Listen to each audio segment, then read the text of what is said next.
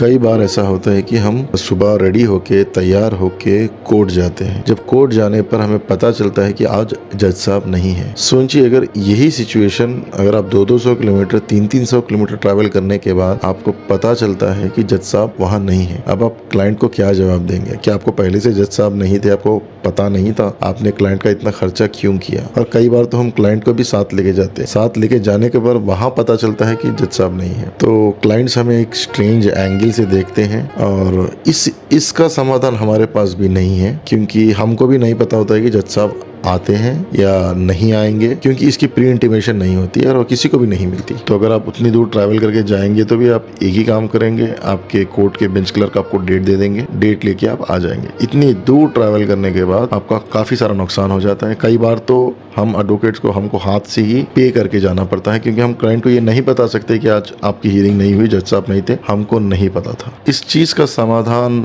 निकलना चाहिए, क्योंकि एटलीस्ट फ्यू आवर्स पहले या एक बिफोर नाइट एक रूस्टर या कुछ कैलेंडर होना चाहिए कि कल जज साहब नहीं है। अगर इमरजेंसी है तो उस वक्त अगर जज साहब नहीं आते वो अलग बात है, हम जानते हैं वो भी इंसान है, लेकिन अक्सर हमारे प्रैक्टिस में ये कई बार होता है। और अगर आप एडवोकेट हैं तो इस बात को अच्छी तरीके से जानते होंगे।